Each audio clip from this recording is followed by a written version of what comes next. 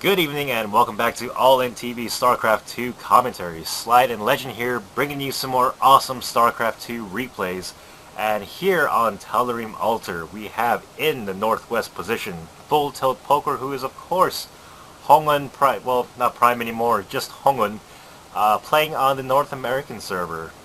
Yep, he is ranked 20 in Grandmasters, so he is definitely playing a lot in North American server. And it's always exciting to see him play because he always brings up really cool builds such as carriers or his awesome Blink Stalkers micro. Yeah, definitely. And actually, hold on to that thought because we have a 6-pool coming from our Zerg players, so this could be a 4-minute game.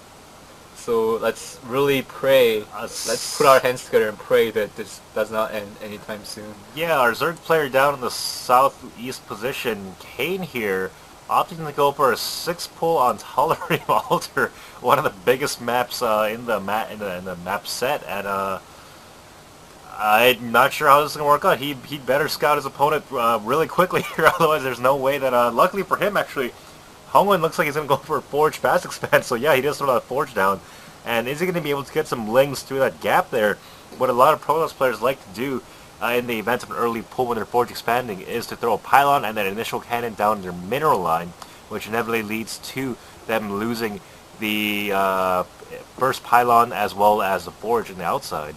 Yep, and it's very lucky for Hongun that it is a cross position on the Tal'Darim Altar, and he did not put a Nexus first before the Forge, so he might survive this if he plays correctly. And he does put down a cannon. I think he definitely scouted. Yep, he did scout the very fast spawning pull, so he's frankly putting down 2 cannons to prevent this. I think he needs to pull more probes. He's quickly trying to get his wall up down. The Zerglings are nearly here now, and very slowly running their way up towards the wall. Is Hongun able to block this up? He does bring all his probes here. Hold position? No, he's not going to hold position. He is going to attack them, and he needs to plug that gap with all his probes. Doing that very nicely here, and cannons will finish now, and the lings are going to be awarded away. Very nicely done by Hongun there. And will he throw that on Nexus immediately after this, or is it going to be feeling a little bit insecure? Insecure? No, not insecure in the... Actually, no, he will most definitely throw on Nexus after this. I mean, he has to know that Kane here is going to be back home trying to drone up. I mean, there's no way you're going to 6-pull and then, you know, continue that aggression against 2 cannons at the wall. Yep, that's totally true. And, you know, that was such a well done by Hongun. He did not lose a single probe there, and he scouted very early, and he did not do any risk taking by going Nexus first or anything. So yeah, that was a little unusual. Like I was saying before all the action started, you know, Protoss players that can throw a cannon down their mineral line, sacrificing the pylon and Forge at the frontal wall there a lot of the time. But Hongun actually opted to pull all of his probes there. I guess in this case it was worth it since he was able to save everything and not lose a single anything really. And so yeah, well done by Hongun, just not something you see all the time. Kind of a weird wall hop right now, the gateway now going down in front of the cannons there, as well as the Nexus. And what is Kane's response from this going to be? He's going to be pretty behind. The Nexus going to be finishing about the same time as the first natural hatchery, and that's going to mean that a Protoss is going to be on an even basis with his Zerg opponent. Yep, this is actually the power of Zerg. You can actually 6-pull and somehow still be even footing with a Protoss, because, you know, Protoss had to sacrifice so much mining time and he had to put down 2 extra cannons before doing anything. So he just droning up like crazy person, and, you know, he's actually up in supply. So definitely 6-pull did not totally fail. Yeah, he is down by a few drones, however, and with the double Nexus out, well, I mean, it's gonna... The ball's in Kane's court right now, I'd say. You know, it's gonna kind of come down to what he decides to follow this up with. Is it gonna be a heavy macro game, or maybe he's gonna... I hope he doesn't, but maybe, you know, a huge roach bust, you know, following his second expansion getting up. Well, I think Hongun's actually, well, most Protoss anyway, is known for a very fast Stargate. You know, he kind of senses that Zerg is, you know, up for all-in-ish, and so Stargate tech would be a very smart choice defending any Zergling or Roach all-ins. So I definitely expect Hongun to put down a Stargate anytime soon when the Cyber Core's finished. Yeah, Stargate's gonna be great, on a map of this size with this much maneuvering room. And also looks like, what is that in Hongun's base? Oh, that's your Snowlord. Just kidding. That's pretty annoying. Yeah, over on that ledge where you cannot find the Overlord without high ground vision, unfortunately. And so Hongun's going to wait till he gets an Observer, or as Legend said, those Stargates units out to take care of the Overlord. Yep, looks like Zerg player is not gonna do any all-in shenanigans again because he's just droning up and he's actually ahead in worker count right now. So I definitely expect him to get up very, third base up somewhere, either here, or maybe he'll break down the rocks here. Yeah, it looks like you call it 2 Stargates, not just one. Yeah, 2 Stargates on the way for Hongun, whereas over in the back of the main base there. And yeah, looks like, 2 Stargates, obviously it's a huge commitment. I wonder if it's going to go Phoenix heavy or Void Ray heavy. Probably he's gonna get 1 or 2 Void Rays out first, and then he's gonna pump a lot of Phoenixes probably, seeing as it's a 2 Stargate. And a pretty quick layer from our Zerg player Kane here. Usually you don't see a layer until, what would you say, the 10-minute mark or so? Yeah, but the Zealot just walks straight into the main base. I didn't catch it. Whoa! Yeah, Hongun tried to do some nice fancy targeting here, but unfortunately Kane's drone micro is able to save most of them. Looks like one that gets splattered there. Yeah, that's a... Well, he was able to get 2 drones, which is definitely worth it. I mean, it's the same minerals, of course. It's better to get workers. The Zealot doesn't mean anything right now, so... Yeah, that was interesting. Not a single defensive... thing out for now. The spine crawl is going up. Kane realizing, oh shoot, my front door is completely open, and what? Shield level 1 going up on the forge here. Very unusual. You don't typically see shield upgrades going up until at least most of the attack and ground are finished. But looks like he wants to do that for the sake of his air units, I would assume. Yeah, looks like he didn't actually get a single Void Ray out. He's just getting a lot of Phoenixes at this point, 6 right now, and he's even getting more. So yeah. Actually, our Zerg player was putting up a very fast fire, but he actually cancelled it and put down the Hydraulics then, seeing that many Phoenixes. Yeah, great response. Yeah, unfortunately for Hongun, his double Stargate did get scouted by that clutch Overseer that was morphed, I guess, on that ledge overlooking his base here, and a couple of spores now going down. You don't want to overmake spores, of course. It's inevitable that you're going to lose a couple of drones, or I guess maybe half a dozen drones here to Phoenix Harass, but at the cost of a Phoenix, I don't know, maybe worth it. 6 drones now coming out for Kane here, as well as air attack actually for Hongun. So he is definitely going to stay committed to this air heavy play. Yep, I actually do want to talk about this Hydralisk play. I do not agree with this. He could have just gone with a Spire and get a lot of Corruptors out.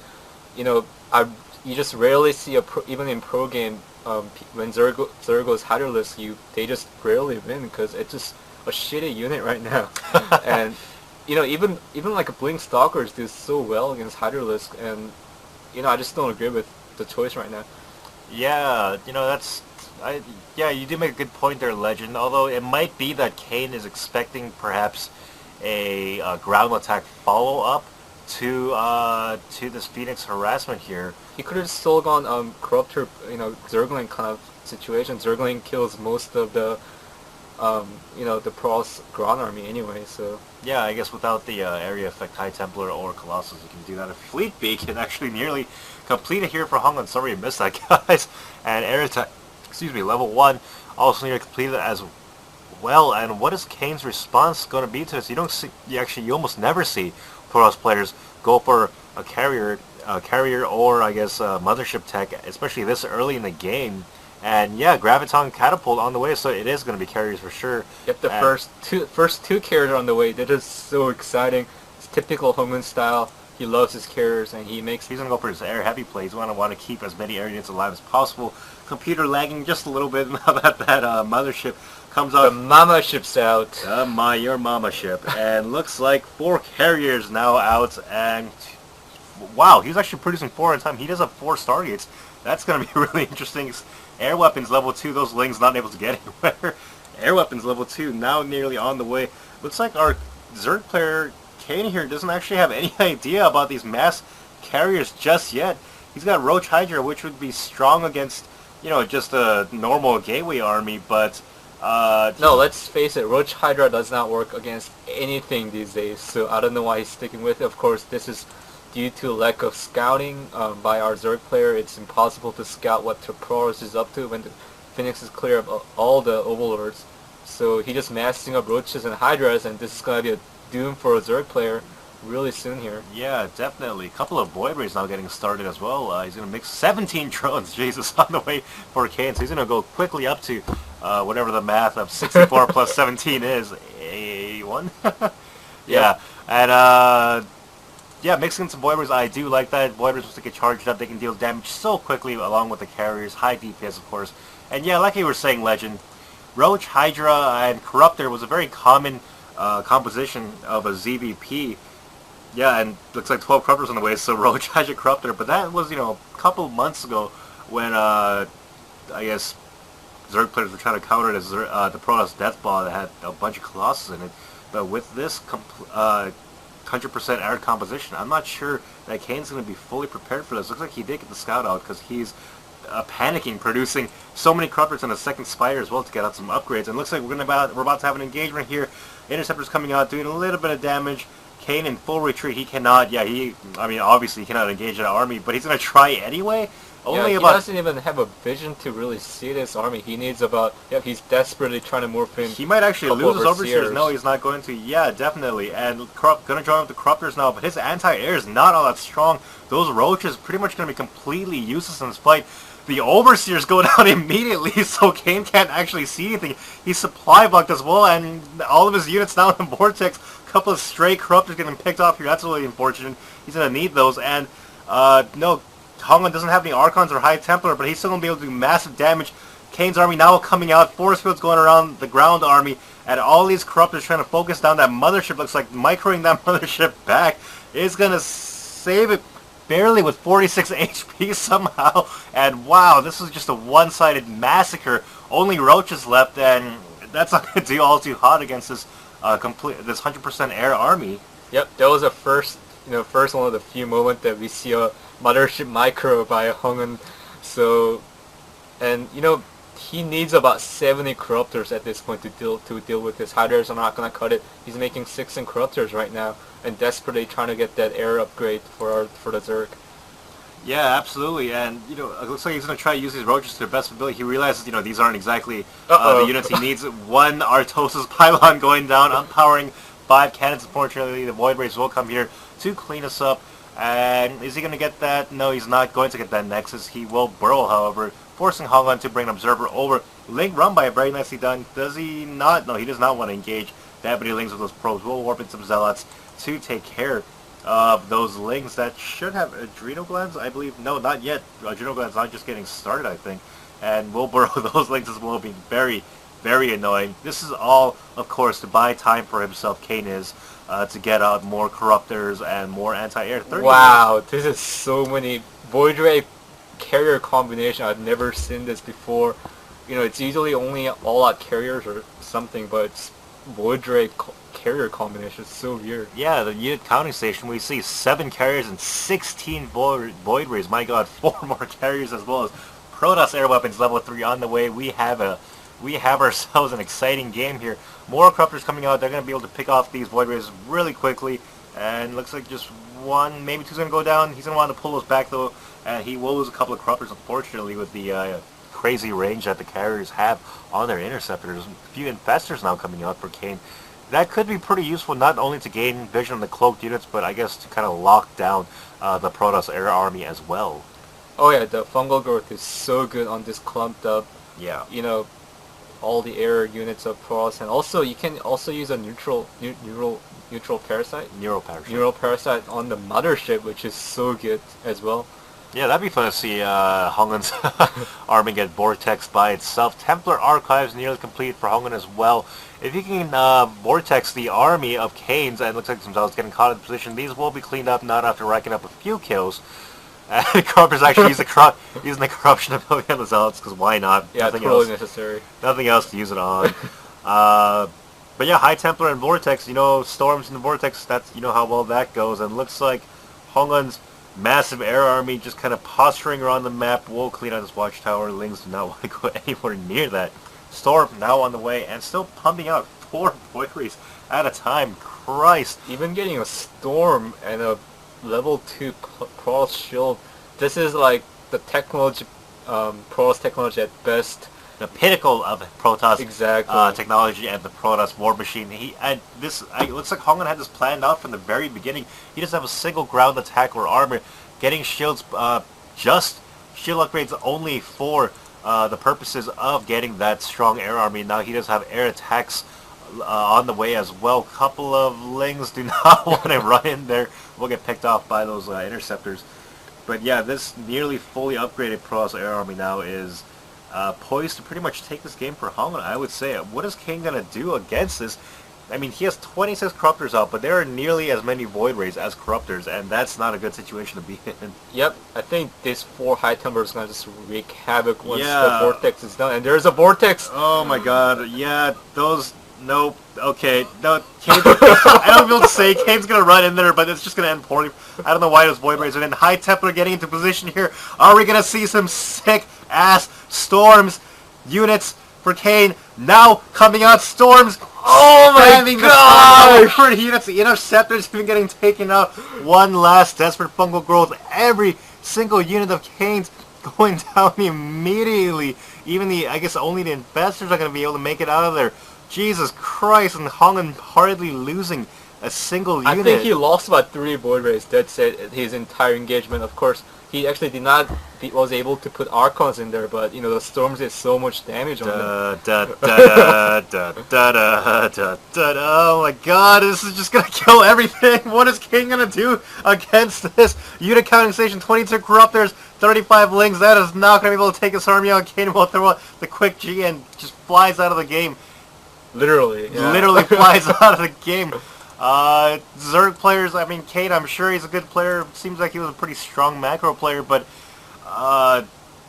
you know, all-in air Protoss is not the kind of play you see very often. He's definitely unprepared for this. Yep, this is why everybody loves Hongun. He brings out such a stylish play that actually makes it work. And yeah, Zerg just got such off guard by, you know, Hongun's play, and was, you know, only thing he can do is GG, like 10 minutes later. If you look at the supply count, you know, Kane wasn't doing terribly, but there was no way he was going to get mass up enough units to even be able to come close to taking out this army of Rays, and even Archons now, it looks like. And you know what?